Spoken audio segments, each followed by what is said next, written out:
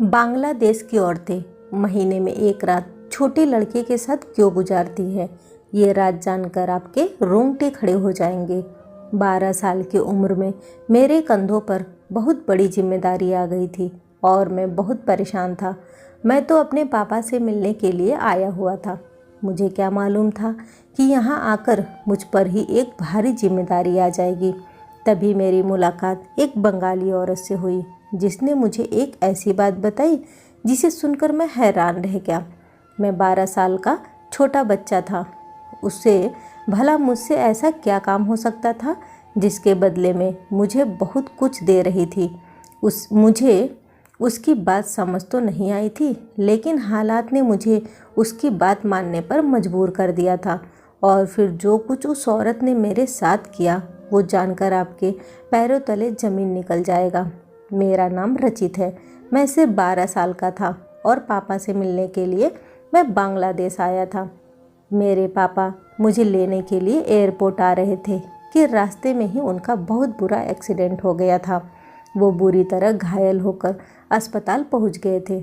जब एयरपोर्ट पर पापा की जगह उनके दोस्त मुझे लेने के लिए आए थे और ये खबर सुनाई कि मेरे पापा अस्पताल में पड़े हैं, तो मैं बिल्कुल घबरा गया। मुझे गुवाहाटी से मेरी मम्मी ने हवाई जहाज़ में बिठाया था और यहाँ मुझे पापा लेने आने वाले थे। लेकिन पापा की दोस्त को देखकर और सारी बात सुनकर मेरी जान निकल गई थी। मैं बहुत जिद करके बांग्लादेश आया था क्योंकि मेरे स्कूल की छुट्टियां हुई थी और मैं कुछ वक्त अपने पापा के साथ बिताना चाहता था और बांग्लादेश घूमना चाहता था। मैं मम्मी पापा का इकलौता बेटा था, इसलिए मेरी जिद पर पापा मान गए और मुझे अपने पास बुला लिया। लेकिन मुझे क्या मालूम था कि मुझे यहाँ आने पर ऐसी मुसीबत टूट पड़ेगी। जब मैं अस्पताल पहुँचा तो ये देखकर मेरे आंसू बहने लगे कि मेरे पापा बहुत ही बुरी हालत में अस्पताल में एडमिट थे। उनके पूरे शरीर पर पट्टी बंधा हुआ था। डॉक्टर ने बताया था कि उनकी काफ़ी सारी हड्डियों में फ्रैक्चर हुआ है। अभी ये परेशानी चल ही रही थी, तभी पता चला कि कंपनी ने पापा को एक्सीडेंट का सुनकर उन्हें छुट्टी दे दी और पापा के पास अगले 6 महीने तक कोई काम नहीं है।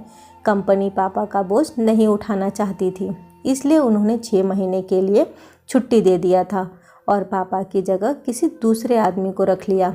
जब पापा होश में आए और उन्हें ये बात पता चला तो वो बहुत रोने लगे, क्योंकि पापा के पास सिर्फ घर की जिम्मेदारी नहीं थी बल्कि 2 कुंवारी बहनें भी घर में थी।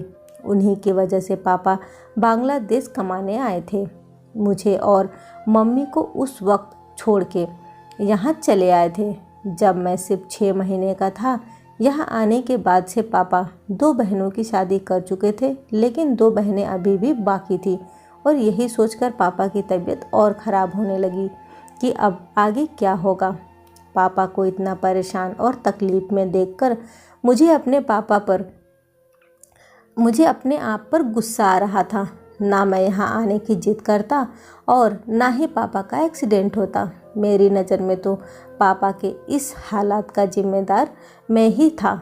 अस्पताल वालों ने 1 हफ्ते में ही पापा को छुट्टी दे दी थी। फिर मैं और पापा एक छोटे से अपार्टमेंट में वापस आ गए। पापा कहने लगे अब गुवाहाटी वापस जाने के अलावा और कोई रास्ता नहीं है, क्योंकि अब पापा कोई काम को करने के काबिल नहीं थे और कंपनी पापा का खर्चा नहीं उठा रही थी। ऐसे में यहाँ रहना पापा के बस में नहीं था। पापा का कहना था कि जो भी पैसे जमा हुआ है वो भी इसी तरह खर्च हो जाएगा। इससे बेहतर ये है कि हम घर चलते हैं। पापा की बातों से मैं परेशान हो गया था, क्योंकि मैं जानता था कि वहाँ जाकर भी हमारा गुजारा होना मुश्किल है। पापा के अलावा हमारा कोई सहारा नहीं था। मैंने पापा को तसल्ली दी कि आपकी तबीयत कुछ बेहतर हो जाए तो फिर हम वापस जाने का सोचेंगे। उस वक्त पापा टिकट लेने के भी काबिल नहीं थे, लेकिन मेरा वापस जाने का कोई इरादा नहीं था। मैंने सोच लिया था कि मैं ही यहाँ कोई काम ढूंढूंगा और जब तक पापा सही नहीं होते अपने पापा के साथ रहकर उनकी जिम्मेदारी उठाऊंगा। लेकिन सारा दिक्कत ये था कि ये गुवाहाटी नहीं था। यहाँ 12 साल के बच्चे को कोई भी काम पर रखने को तैयार नहीं था। यहाँ बच्चों से काम कराने पर सख्त कानून लगाई गई थी। मुझे समझ नहीं आ रहा था कि क्या करूँ, क्योंकि मेरे लिए यहाँ काम ढूंढना इम्पॉसिबल है। पापा रूम में रह रहकर खुद को बीमार महसूस कर रहे थे, इसलिए मैं पास के पार्क में पापा को घुमाने के लिए ले आया। वहीं पर मेरी मुलाकात एक बंगाली औरत से हुई। वो थोड़ी दूर पर बैठी थी और उसकी नज़र मुझ पर और मेरे पापा पर जमी हुई थी। कुछ ही देर गुजरे हैं कि पापा का कोई जानने वाला मिल गया और पापा उसके साथ बातें करने में बिजी हो गए। तभी वह औरत इशारे से मुझे अपने पास बुलाई। मैं तुरंत चला गया। वह औरत बहुत ही खूबसूरत थी। मुस्कराकर मुझसे पूछने लगी कि तुम कौन हो, कहाँ से हो, तुम्हारे पापा को क्या हुआ है। मैंने उसे बताया कि मेरा नाम रचित है और मेरा घर इंडिया गुवाहाटी में है। मैं यहाँ घूमने के लिए आया था, लेकिन मेरे पापा का एक्सीडेंट हो गया, इसीलिए हम लोग बहुत परेशान हैं। मेरी बात सुन के वो धीरे से मुस्कराई, कहने लगी, फिर तुम लोगों का गुजारा कैसे चल रहा है। उसकी बात पे मेरी आंखों में आंसू आ गए। मैंने उसे बता दिया कि हम बहुत ज़्यादा परेशान हैं। पापा की नौकरी ख़त्म हो गई है और हम वापस नहीं जाना चाहते। मुझे यहाँ कोई काम नहीं मिल रहा। कहने लगी कि अगर तुम्हें यहाँ कोई काम मिल जाए तो फिर तुम वो काम कर लोगे। उसकी बात सुनकर मैं मुस्कराया और कहा कि हाँ, क्यों नहीं, अगर कोई काम होगा तो मैं ज़रूर करूँगा। घर जाकर हमारा गुजारा होना बहुत मुश्किल हो जाएगा, इसलिए मैं खुद भी यही चाहता हूँ कि 6 महीने तक मैं पापा की जगह उनकी सारी जिम्मेदारी उठा लूँ। मेरी बात सुनकर वो खुशी से कहने लगी कि तुम मुझे बहुत पसंद आए हो। मुझे तुम्हारे जैसे ही किसी लड़के की ज़रूरत थी जो मेहनत से जीना चाहता हो और अपने घर वालों की खातिर जान तक देने को राज़ी हो। मैंने हैरानी से पूछा कि क्या आपके पास मेरे लिए कोई नौकरी है। हाँ, मेरे पास तुम्हारे लिए एक बहुत अच्छा काम है जिससे करके तुम्हें खुशी भी होगी और पैसे भी बहुत अच्छे मिलेंगे। उसकी बात सुनकर मैं खुश हो गया था। अगर मुझे कोई काम मिल जाता तो उससे अच्छी क्या बात हो सकती थी। इसलिए मैंने उसे कहा, ठीक है, आप मुझे बस काम बता दीजिए, मैं अपने पापा से बात कर लूँगा। कहने लगी, तुम्हें रोज़ सुबह से शाम तक मेरे बंगले पर आना होगा और महीने के आखिरी दिन मैं तुम्हें काम भी बता दूँगी और पैसे भी दे दूँगी। उसने मुझे अपने बंगले का एड्रेस भी समझा दिया और कहने लगी, मैं तुम्हारा इंतज़ार करूँगी। अगर तुम आओगे तो मुझे खुशी होगी। वह बहुत अच्छे से बात कर रही थी। मैंने उससे कहा कि आप मुझे काम तो बता दीजिए। तो मुस्कुराकर कहने लगी, रचित, इतनी भी क्या जल्दी है, पहले तुम आ तो जाओ। मैं उससे और कोई सवाल पूछता कि उससे पहले ही पापा ने मुझे आवाज़ दे दी। उनके दोस्त जा चुके थे और पापा के चेहरे पर तकलीफ़ दिख रही थी। शायद उन्हें बैठने में तकलीफ़ हो रही थी। मैं फ़ौरन पापा के तरफ पलटा तो वह हैरत से पूछने लगे कि तुम बंगाली औरत से क्या बात कर रहे थे। मैंने पापा को बता दिया कि वो औरत मुझसे अपने बंगले का काम करवाना चाहती है और इसलिए उसने मुझे बुलाया है। मुझे भी यही लगा था कि उस औरत को मुझसे अपने बंगले का काम करवाना होगा, वरना मुझ जैसे छोटे बच्चे से वो और क्या काम करवा सकती थी। इसलिए मैंने पापा को यह बात बता दी। मेरी बात सुनते ही पापा ने साफ साफ मना कर दिया और कहा कि मेरे बच्चे, अभी तुम सिर्फ 12 साल के हो। तुम यहाँ मेरे पास घूमने के लिए आए थे। मैं तुम्हें किसी काम पर नहीं लगा सकता। पता नहीं वह बंगाली औरत कौन है, तुमसे कितना काम करवाएगी। पापा की बात सुनकर मैंने उन्हें दिलासा दिया कि पापा, सिर्फ 6 महीने की तो बात है। एक बार आप ठीक हो जाइए तो फिर दोबारा से अपनी कंपनी में नौकरी कर लीजिएगा और मैं भी वापस चला जाऊंगा। तब तक घर का खर्च चलाने के लिए कुछ ना कुछ तो करना है। अगर वो औरत मुझे अच्छे पैसे देने को तैयार है तो फिर मुझे काम करने में कोई एतराज़ नहीं। पापा ने नम आँखों से मुझे देखा, कहने लगे, कि मेरा 12 साल का बच्चा इतना बड़ा हो गया है कि अब मुझे समझाने लगा है। मैंने पापा से कहा कि एक बार उस औरत पर भरोसा करके देख ले। मैं काम पर एक दिन जाऊंगा और अगर मुझे काम समझ आ जाएगा तो करूंगा, वरना नहीं। मेरी बात सुनकर पापा और घर की परेशानी देखकर पापा मान गए और कहने लगे कि अगर तुम्हें कोई भी परेशानी हो तो फ़ौरन वापस आ जाना। मैंने पलटकर उस औरत के तरफ देखा। वो औरत वहाँ से जा चुकी थी। मैंने सोच लिया था कि मैं अगली सुबह उसके पास जाऊँगा और काम देखूँगा।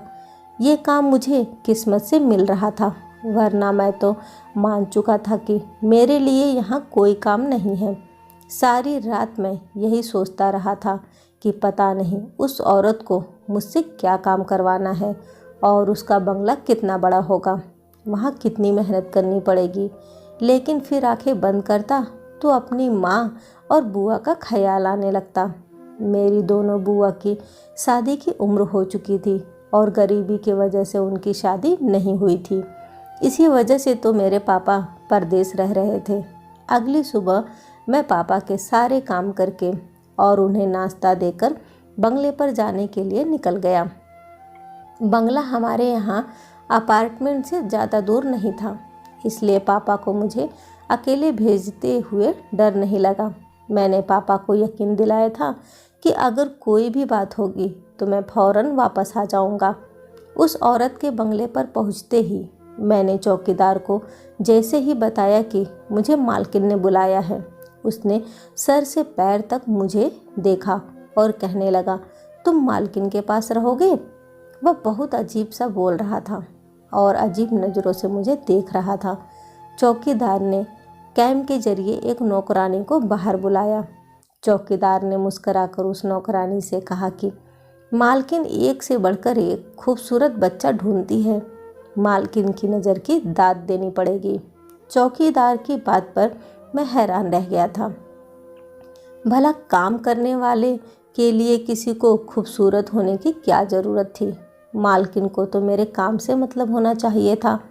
मुझे तो चौकीदार कुछ पागल मालूम हुआ था। वो औरत चौकीदार की बात सुनकर ज़ोर से हंसी और मेरा हाथ पकड़कर मुझे बंगले के अंदर ले गई। बंगला बहुत खूबसूरत था, किसी चीज़ की कोई कमी नहीं थी। ऐसा लगता था जैसे कि सोने का महल हो।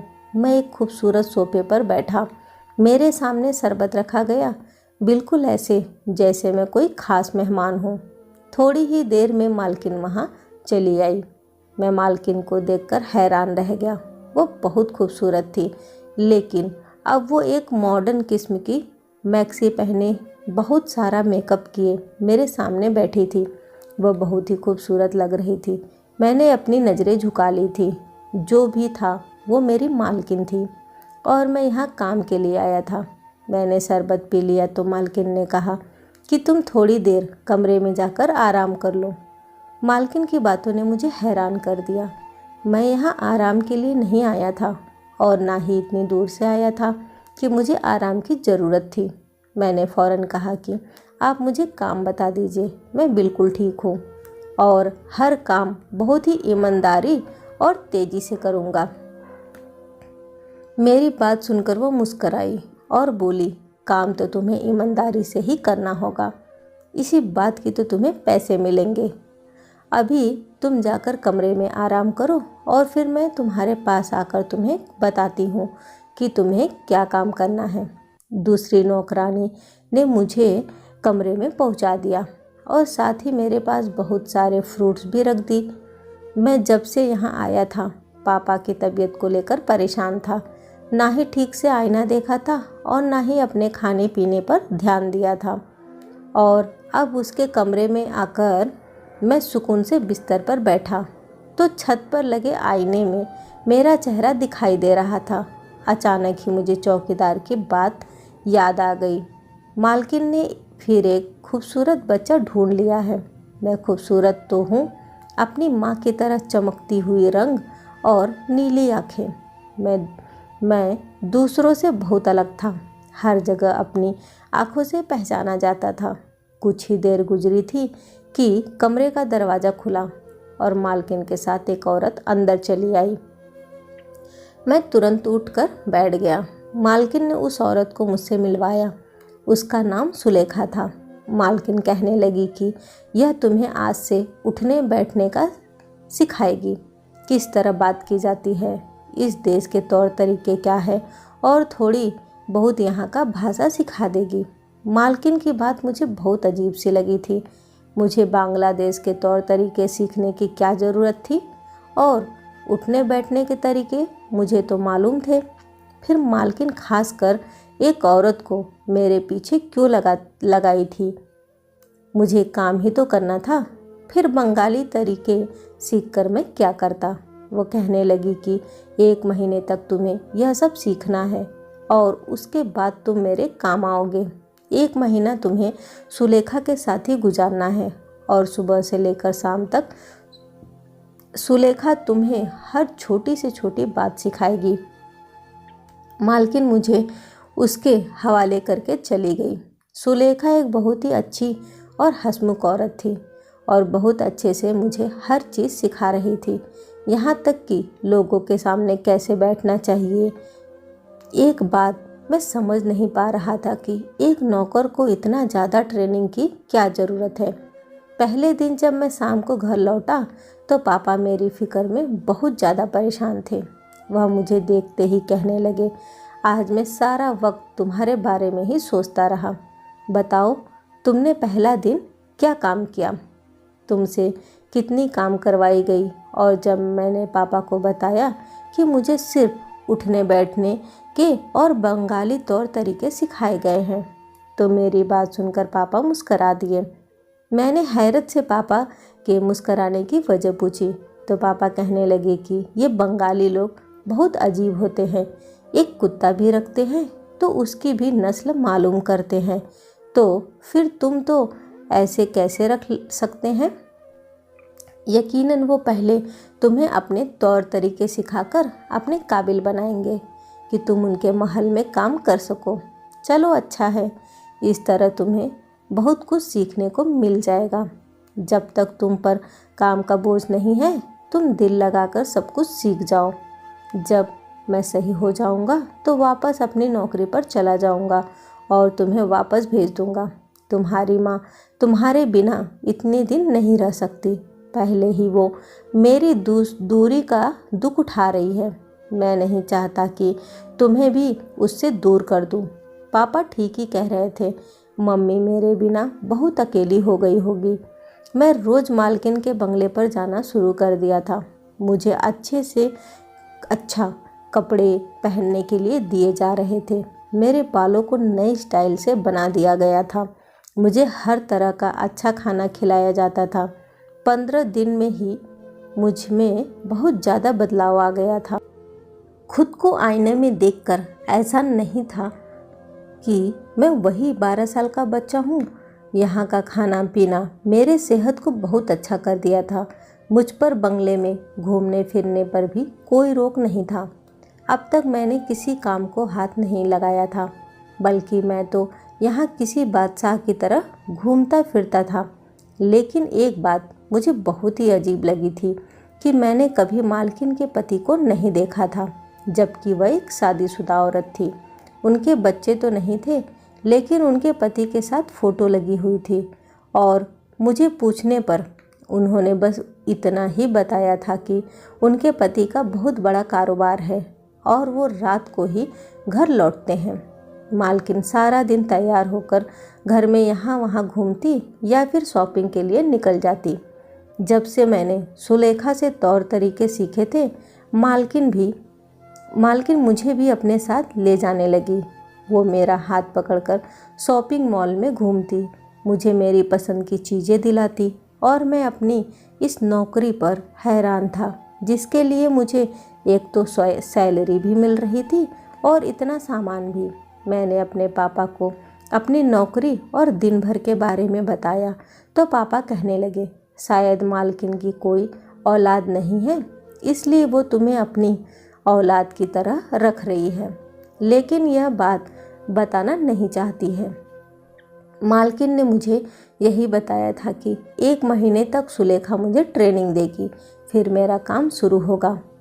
मुझे उस दिन का इंतज़ार था जब मेरा काम मुझे मिलता और मुझे पता चलता कि मुझे करना क्या है। अभी तो मैं अपने नए नए कपड़ों और महंगी महंगी चीज़ों को एंजॉय कर रहा था। पापा का तबीयत पहले से कुछ बेहतर था, लेकिन इतनी ज़्यादा ठीक नहीं था कि वो नौकरी कर सकते थे।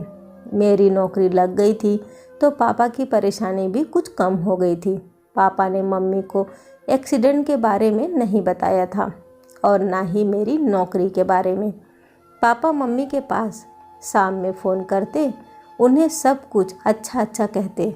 दिन तेज़ी से गुजरते चले गए और 1 महीने में मैं पूरी तरह से बदल गया था। मैं पहले से भी ज़्यादा खूबसूरत हो गया था। महीने के आखिरी दिन मैं जैसे ही मालकिन के घर पहुंचा तो चौकीदार मुझे देखकर अजीब तरह से मुस्कराया और कहने लगा, आज से तुम्हारा काम शुरू होने वाला है। मैं भी इस बात पर खुश था कि अब मुझे काम करना होगा।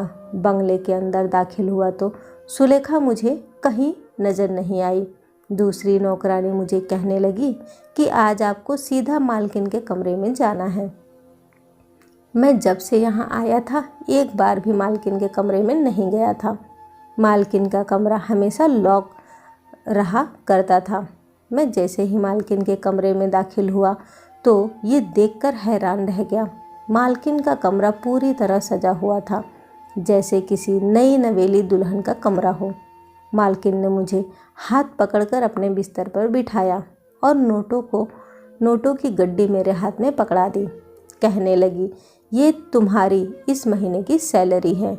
आज का पूरा दिन, एक दिन तुम्हें मेरे साथ इस कमरे में ही गुजारना होगा और आने वाले 29 दिन तुम उसी तरह गुजारना जिस तरह तुमने इस महीने में गुजारे हैं। मालकिन की बात मुझे समझ तो नहीं आई थी। ये इतने सारे नोट देखकर मैं बहुत खुश हो गया था। मैंने मालकिन से कहा कि आप जो भी कहेंगी मैं पूरे ईमानदारी के साथ करूँगा।